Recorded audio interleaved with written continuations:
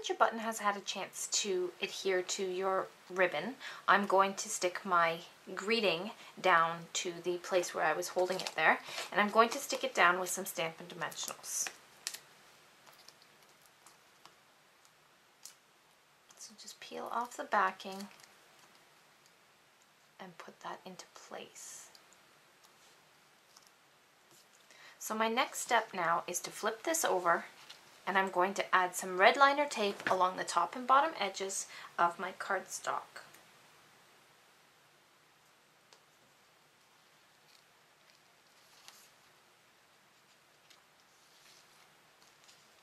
Just trim that off at the end, and you want it to run the whole length of the cardstock so that you can add your pink ruffle ribbon now to your red liner tape.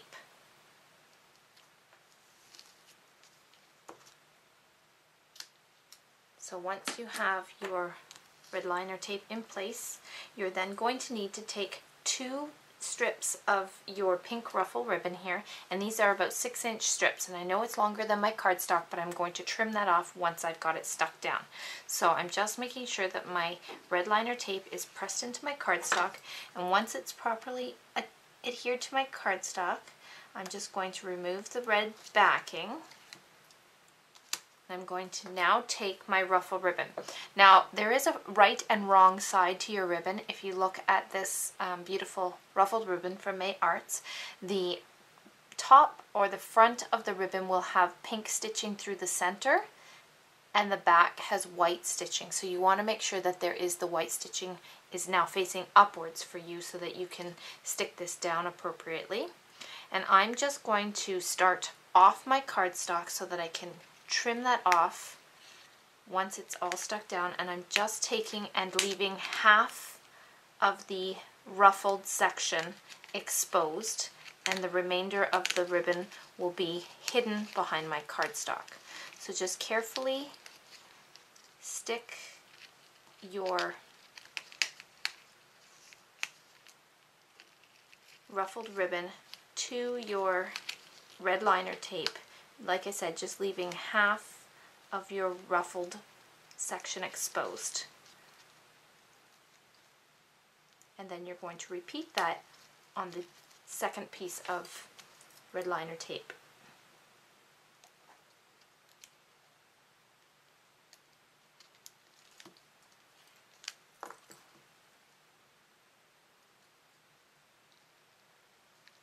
Again, just leaving half of the ruffle exposed towards the top or the outer edge of your cardstock.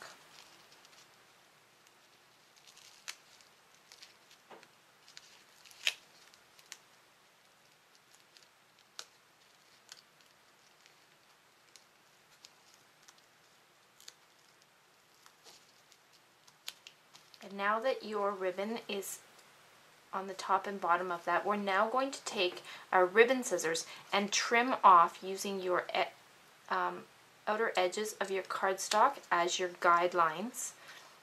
And this is why I didn't cut a true 5-inch piece of ribbon, because it depends on how you lay it down where the ruffles will fall and how you'll trim that up. So you just want to make sure that you cut your ribbon a little bit longer than your desired project piece of cardstock, and then trim that off once it's stuck to the cardstock.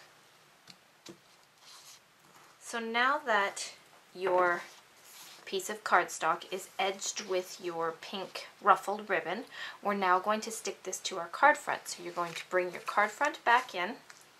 You're going to take your ruffled section, and I'm just going to flip that over and apply some Stampin' Dimensionals to the back.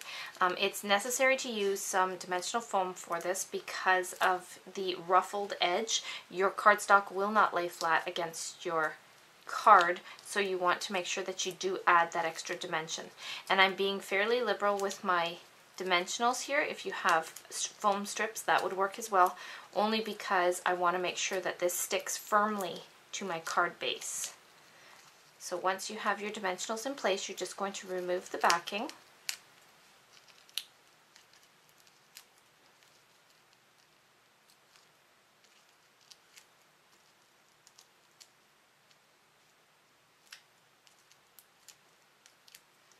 And then you're going to stick this to your card base, leaving about half an inch up from the base of the card, and I'm aligning the edges of my basic gray cardstock with the edges of my designer paper there. Press that down so that it's stuck firmly with those Stampin' Dimensionals, and there you have your finished card. What a beautiful way to celebrate your mom. I hope you enjoyed stamping with me.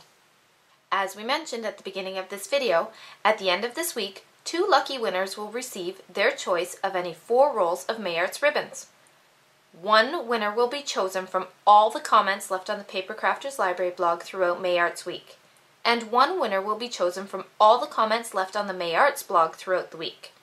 Winners will be announced on Friday, May 18th, 4 p.m. Eastern Standard Time. To enter to win, visit the Paper Crafters Library blog and leave a comment in the post you see here. If you're watching this video from somewhere other than our blog, you'll find a direct link to this post in the video description section. While you're there, we invite you to check out the benefits of becoming a Paper Crafters Library member by clicking on the Benefits of Membership link at the top of our blog. The winner will be announced on Friday, May 18th at 4 p.m. Eastern Standard Time. Be sure to visit the blog every day this week for more great projects using May Arts ribbon and for more opportunities to win, as each day you leave a comment counts as 1 entry. See you on the blog!